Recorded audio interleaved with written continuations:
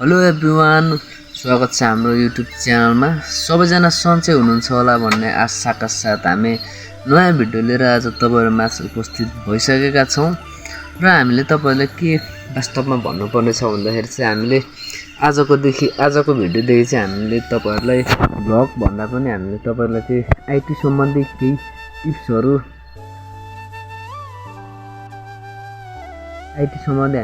टिप्सहरु तपाईहरुलाई भिडियो मार्फत प्रस्तुत गर्ने बाचाका साथ आजदेखि हामीले आफ्नो युट्युब च्यानलको नाम नै हामीले टिप्स अबाउट आईटी भनेर राखिसकेका छौं र यो टिप्स अबाउट आईटी भन्नुको कारण चाहिँ के हो भने हामीले तपाईहरुलाई चाहिँ आईटी सम्बन्धी आईटी को बारेमा चाहिँ हामीले तपाईहरुलाई टिप्सहरु दिने भएकाले हामीले युट्युब च्यानलको नाम नै टिप्स अबाउट आईटी राखेका छौं र अब चाहिँ हामीले भ्लगहरु चाहिँ नहाल्ने र हामीले हरेक हप्तामा चाहिँ शनिबार लङ भिडियो तपाईहरुमा प्रस्तुत गर्ने र हामीले हप्ताको बीचमा चाहिँ हामीले सर्ट भिडियोहरु प्रस्तुत गर्ने हाम्रो कन्टेन्ट बनाएका छौं र हामीले हरेक सातामा चाहिँ शनिबार बेलुका चाहिँ हामीले लङ भिडियो चाहिँ हामीले तपाईहरुमा अपलोड गर्ने नै छौं र हामीले यो बीचमा चाहिँ सर्ट भिडियो अपलोड गर्ने छौं र आजको भिडियो चाहिँ हामीले तपाईहरुलाई के प्रस्तुत गर्ने छौं भने WhatsApp एप्स भन्ने तपाईहरुलाई थाहा नै छ र WhatsApp एप्स चलाउनुको फाइदाहरु के छ र यसका बेफाइदाहरु के छ र यसका फिचर्सहरु सम्बन्धी तपाईहरुलाई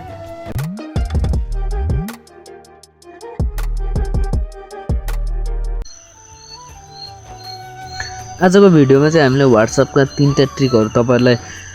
सिकाउन गइरहेका छौं र 3टा ट्रिकमा के रहेको छ भने पहिलो ट्रिक रहेको छ भिडियो को एसएमएस गर्ने। पहिला यो भन्दा अगाडिको समयमा चाहिँ हामीले केही समय अगाडि चाहिँ WhatsApp मा चाहिँ भिडियो नभएर हामीले भोइस मेसेज मात्र गर्न मिल्थ्यो भने अहिले भर्खरै अपडेट भएर भिडियो मेसेज पनि गर्ने भएको छ र अर्को दोस्रो रहेको छ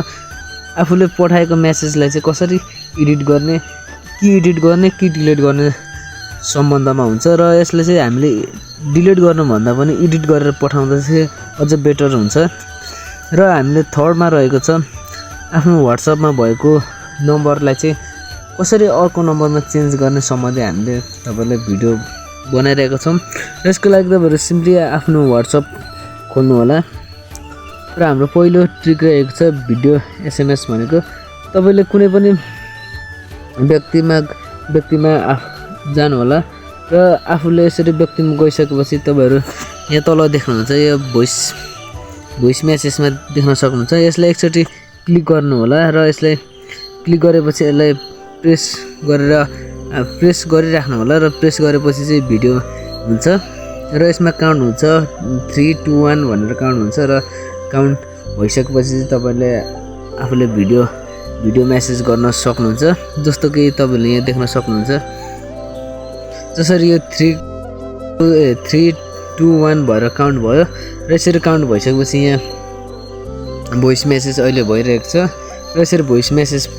भएपछि यसरी तपाईले प्रेस गरेकोलाई छोडिदिनु होला र यसरी छोडिदिसकेपछि तपाईहरुले यसरी मेसेज सेन्ड हुन्छ र तपाईहरुलाई अर्को दोस्रो ट्रिक रहेको छ टेक्स्टलाई चाहिँ कसरी तपाईहरुले चाहिँ एडिट गर्ने अथवा कि डिलिट गर्ने सम्बन्धमा रहेको छ तपाईहरुले यसरी यहाँ गइसकेपछि यहाँ देख्न सक्नुहुन्छ कुनै पनि व्यक्तिमा जानु होला र यसरी गइसकेपछि तपाईले केही मेसेज टाइप गर्नु होला जस्तो तपाईले HELLO हेलो हुनु पर्नेमा तपाईले जस्तो यसरी हेलो भनेर पठाउनु भयो होला सपोज र यसले तपाईले कि यसरी तपाईले यहाँ डिलिट नै गर्नु पर्यो कि तपाईले यसरी अब यसरी पठाएको मेसेजमा जस्तो कि तपाईले यसलाई डिलिट गर्नु पर्यो यसलाई एडिट गरेर फेरि रिसेन्ड गर्नु पर्यो तपाईहरुले अहिलेसम्म यसरी डिलिट गरेको मात्र मेसेज देख्नु भएको होला र तपाईले म अहिले टेक्स्टलाई कसरी एडिट गर्ने सम्बन्धी भिडियो बनाइरहेको छु र यसलाई सिम्पली तपाईहरुले यस हेलोज भन्नेलाई सेलेक्ट गर्नु होला र यसरी सेलेक्ट गरेपछि तपाईहरुले यहाँ माथि 3 डट देख्नुहुन्छ यो 3 डटमा थिच्नु होला यो 3 डटमा थिचिसकेपछि तपाईहरुले यसरी एडिट अप्सनमा थिच्नु होला र यसरी एडिट अप्सनमा थिचिसकेपछि तपाईँले यो हेलो भएको छ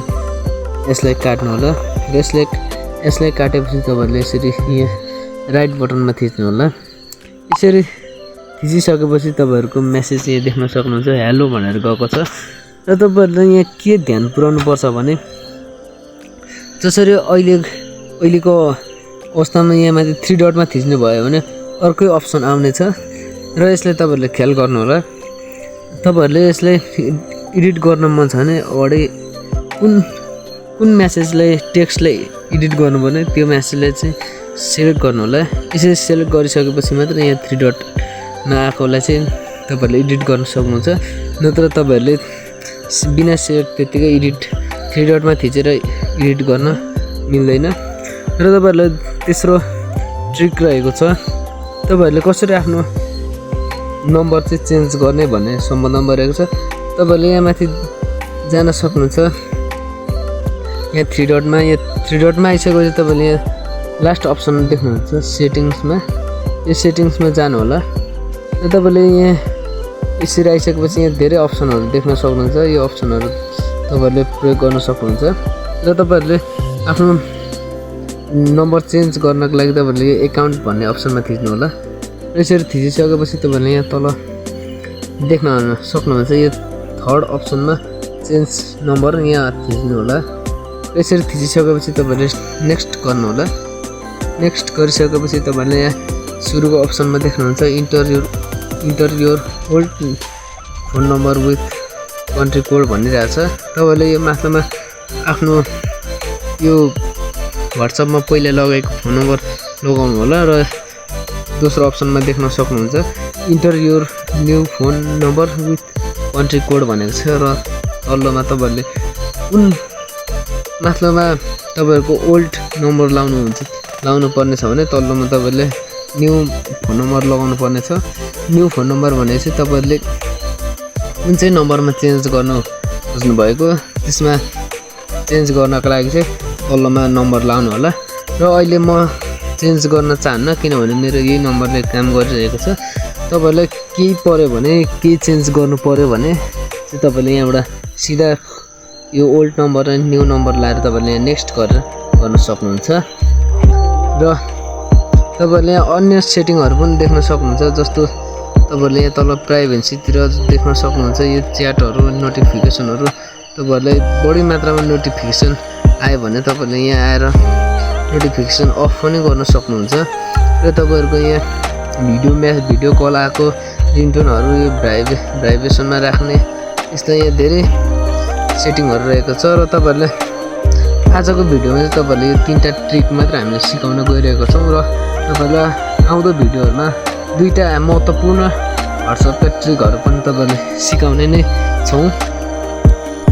र आजको भिडियो सँगसँगै अन्त्यमा तपाईँहरूलाई हाम्रो भिडियो चाहिँ मनपर्छ भने लाइक कमेन्ट सेयर र च्यानललाई सब्सक्राइब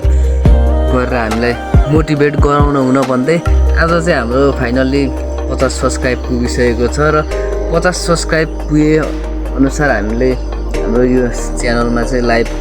खोल्न मिल्ने भएको छ। र यसरी नै तपाईँहरूले हाम्रो अब टार्गेट रहेको छ 500 सब्सक्राइबमा र 500 सब्सक्राइबमा के हामीलाई युट्युबबाट प्राप्त हुन्छ भन्ने तपाईँहरूले जानकारी गराउने छौँ। र यसरी नै अब आउने आगामी दिनहरूमा युट्युब च्यानलमा चाहिँ कति सब्सक्राइब पुग्दा के पाउँछ भन्ने सम्बन्धी पनि तपाईँहरू हामीले बताउने छौँ।